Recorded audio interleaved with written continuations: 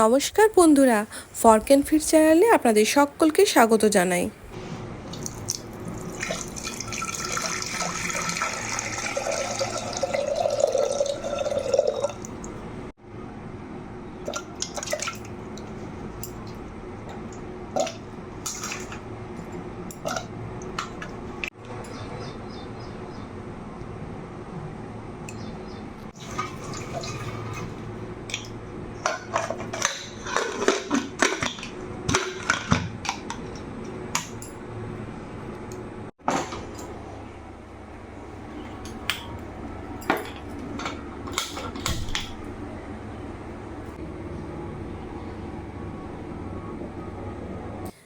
কাঁচকলা আর আলুটা আমার সেদ্ধ করা হয়ে গেল।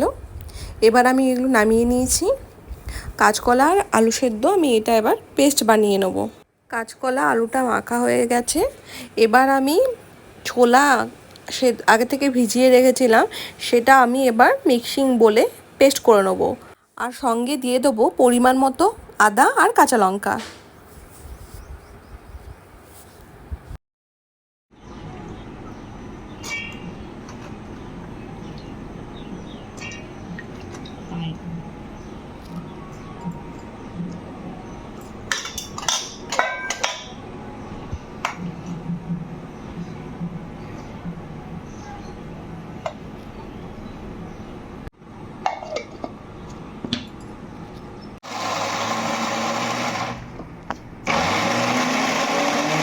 আমার ছোলার পেস্ট রেডি হয়ে গেছে।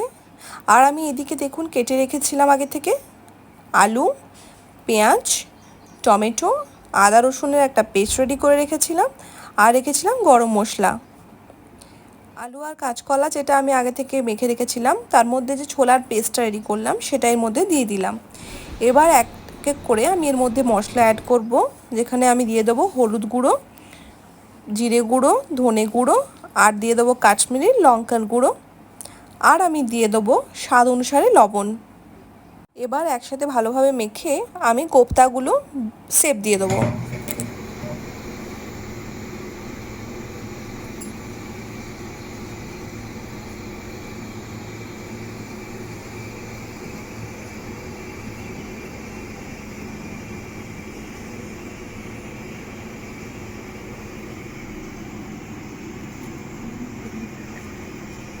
কড়াই আমি তেল দিয়ে দিচ্ছি। এবার আমি যে কোপ্তাগুলো আগে থেকে রেডি করে রেখেছিলাম সেগুলো সব দিয়ে দিচ্ছি ভাজার জন্য। আর হ্যাঁ, যারা এখনও পর্যন্ত আমাদের এই চ্যানেলটি সাবস্ক্রাইব করেননি তারা অবশ্যই আমাদের চ্যানেলটি সাবস্ক্রাইব করে দেবেন।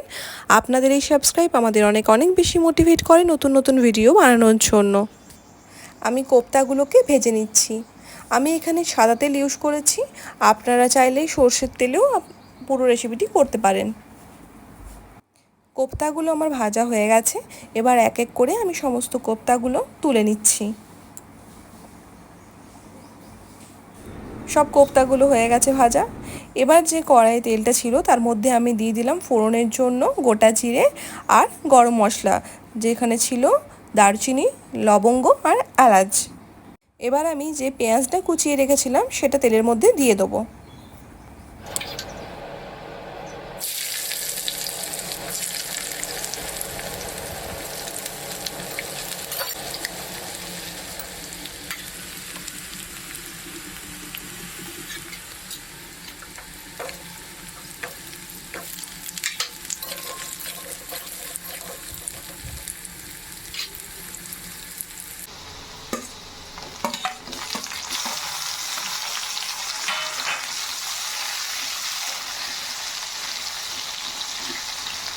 আমার এখানে পেঁয়াজ, আলু আর টমেটোটা ভাজা হয়ে গেছে। এবার যে আমি আদা রসুনের একটা পেস্ট রেডি করেছিলাম সেই পেস্টটা এর মধ্যে দিয়ে দিচ্ছি। এবার এবার এক এক করে আমি মশলা দিয়ে দেবো। জিরে গুঁড়ো, হলুদ গুঁড়ো, ধনে গুঁড়ো, কাশ্মীরি লঙ্কার গুঁড়ো, আর দিয়ে দেবো অল্প একটু চিনি, যেটা শুধুমাত্র টেস্টের জন্য। দিয়ে ভালো করে আমি সমস্ত মশলাগুলো কষে নেবো।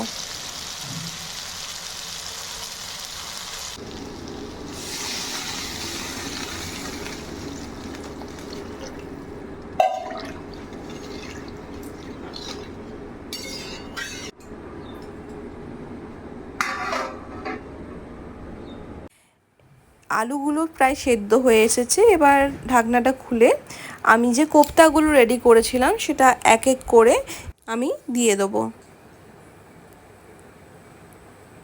দিয়ে ভালো করে আমি একসাথে মিশিয়ে নেবো।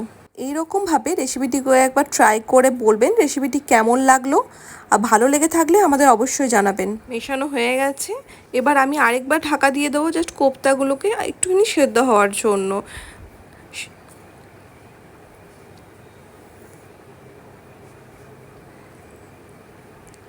এই যে ঢাকনা খুলে দিয়েছি, আমার রেসিপিটি পুরোপুরি কমপ্লিট হয়ে গেছে। আমি এবার ভালো করে নেড়ে চেড়ে ওপর থেকে একটুখানি ঘি ছড়িয়ে দেবো। এটি সম্পূর্ণ নিজের মতো বানানো একটা রেসিপি। আপনাদের ভালো লেগে থাকলে অবশ্যই সাবস্ক্রাইব করে দেবেন চ্যানেলটিকে। রেসিপিটি আমার রেডি হয়ে গেছে, এবার আমি গরম গরম ভাতের সাথে এটা সার্ভ করব। ধন্যবাদ।